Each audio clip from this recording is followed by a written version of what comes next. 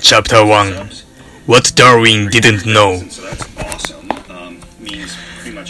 Sally Gardner was the world's first movie star. Her graceful debut in 1878 launched cinema itself, though she was only 6 years old. Sally, you see, happened to be the slug-bred horse that the English-born photographer Edward Muybridge shot in full gallop with his zooplaxiscope, an array of 24 cameras along her path, to settle a pressing question that undoubtedly keeps many people awake at night. Does a galloping horse ever lift all four legs off the ground? The answer is yes. Okay. His granny, jerky silent movie,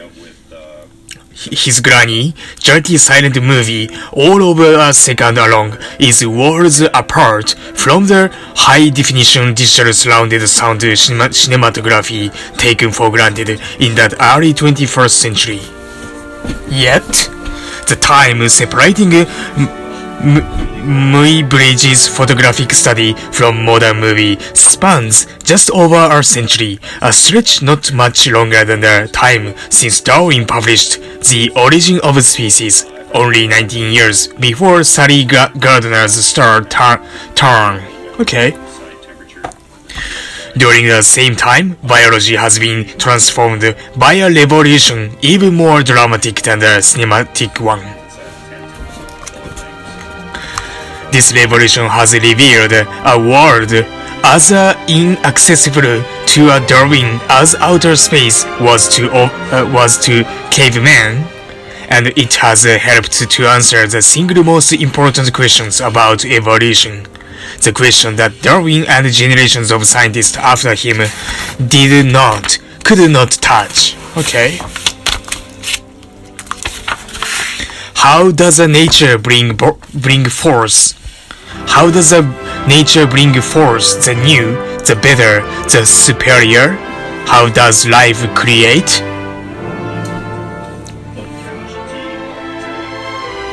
You might be puzzled.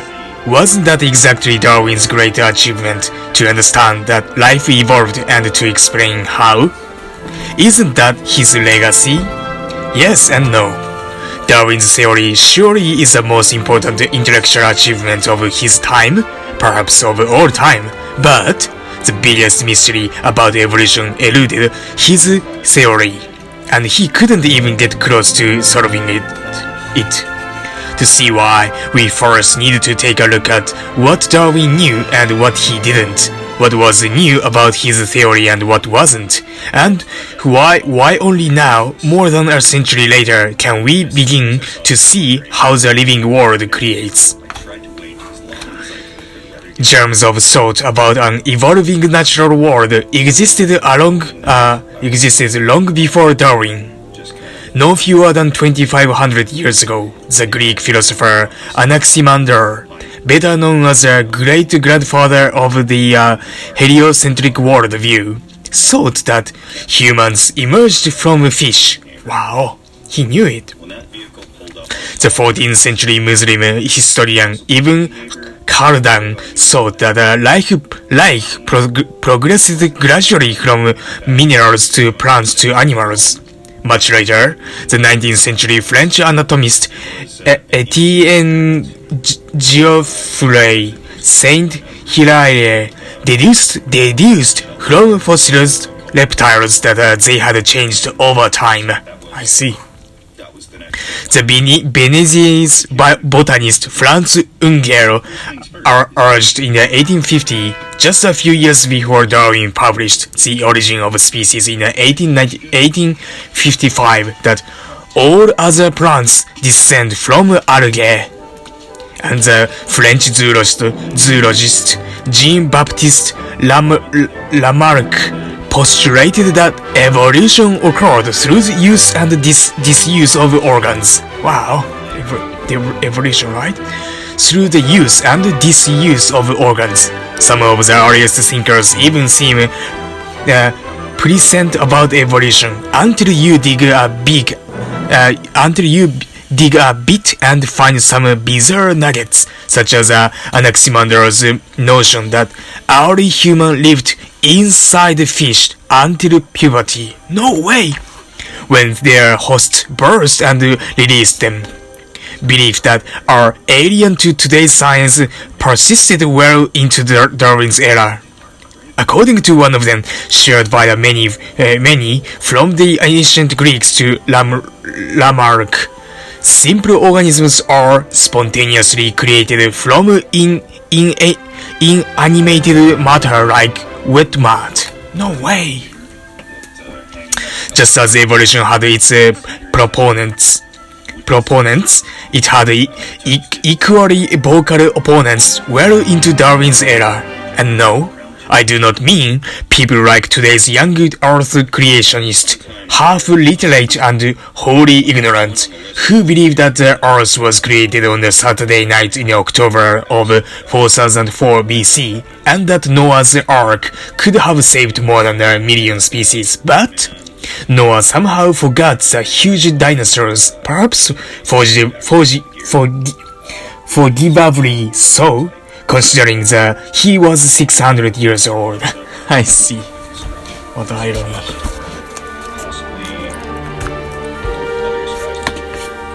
I mean, scientific leaders of time. One of them was a French geologist, Georges Cuvier, the founder of paleontology, literally the science of ancient beings. Think dinosaurs. He discovered that the fossil embedded in older rocks are quite different from those in the youngster rocks, which resemble today's life.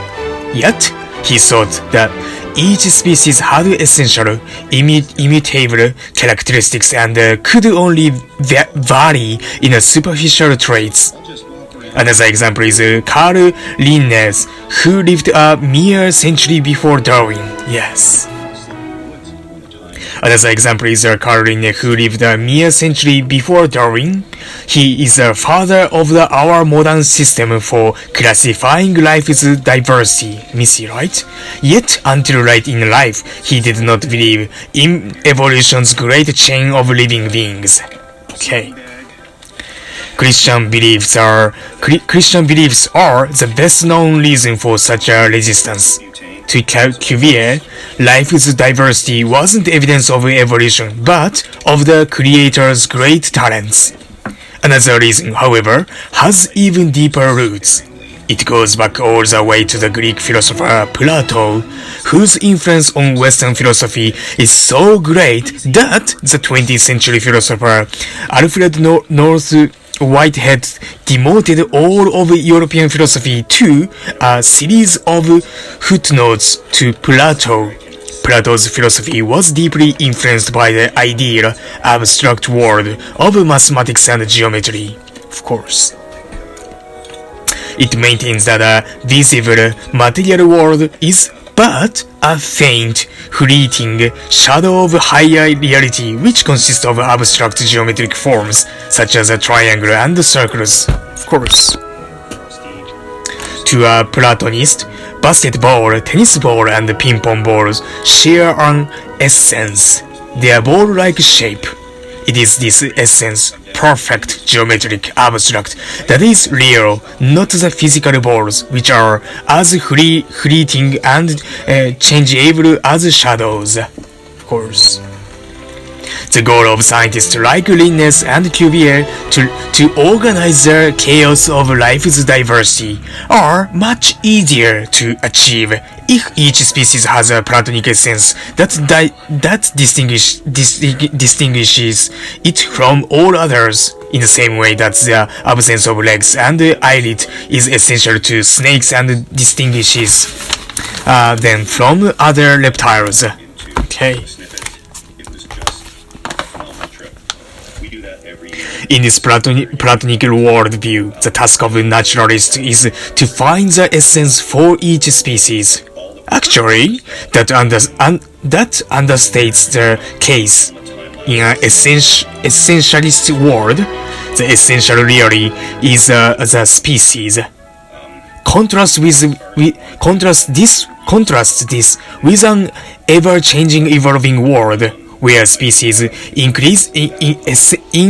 incessantly spew forth new species that can blend with each other. The snake Eupodophis from the late Cretaceous period, which had rudimentary hind legs, and the grass lizard, which is alive today and lacks legs, are just two of many witnesses to the blurry boundaries of species. Of course. Evolution's messy world is evolutionary messy world is an anathema to the clear, pristine order that essentialism craves. It is thus no accident that Plato and his essentialism became the great anti-hero of evolutionism, as the 20th century zoologist Ernest Mayr called it. Yeah, got it.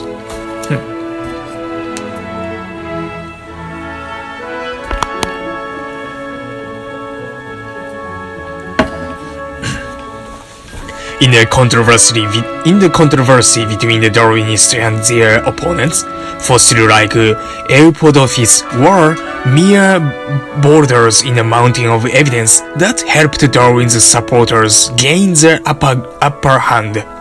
At Darwin's time, systematists had already classified thousands of living species and unveiled deep similarities among them. Geologists had discovered that the Earth's surface was rolling, incessantly creating, folding, and crushing layers of rock. Paleontologists had discovered countless extinct species, some in young rockets and similar to the life we know, others in ancient rocks and very different. Embryologists had shown that organisms as different as a fully paddling shrimp and a barnacle clamped to a ship's hull can have deeply similar embryos, of course. Everything is derived from the one stem cell, right? Explorers, Darwin among them, had found many intriguing patterns of biography. Small islands have fewer species. Opposite shores of the same continent harbor very different faunas. Europe and South America host completely different mammals. I see. A special creation of each species would leave all these threads of the knowledge in a messy tangle. Darwin, one of the greatest synthesizers of the all time, wove them into the beautiful fabric of his theory. He threw the gauntlet at the creationist by claiming that all life shares a common ancestor and thereby dismissed biblical Genesis from the debatable table. I see.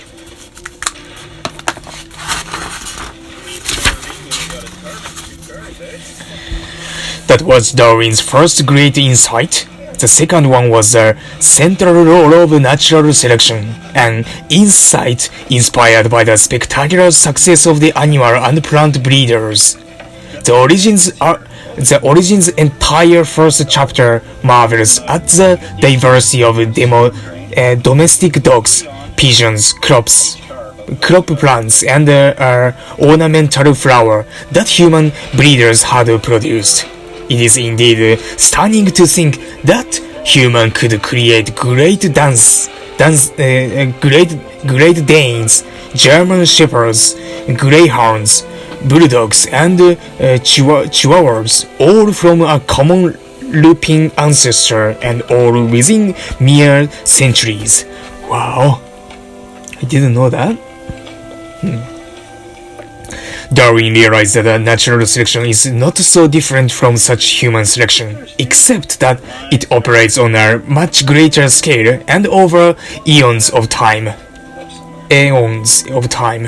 Nature nature incessantly creates new variants of organisms, most inferior, a few of them superior, like coronavirus, and all of these variants must pass through the sieve of natural selection. Only individuals best adapted to their environment survive, procreate, and give rise to further variants. Given enough time, this process helps explain all of life's diversity, so much so that the geneticist Theodosius Dobzhansky could say in 1973 that nothing in biology makes sense except in that light of evolution. Of course. From the very beginning, that light shone more brightly on some life's mysteries than on others. One of them was left in the especially deep shadows. The mechanism of heritability, without some mechanism that guarantees faithful inheritance from the parents to offspring. Adaptations. A bird's wing, a giraffe's neck, and a snake's fangs cannot persist over time, of course.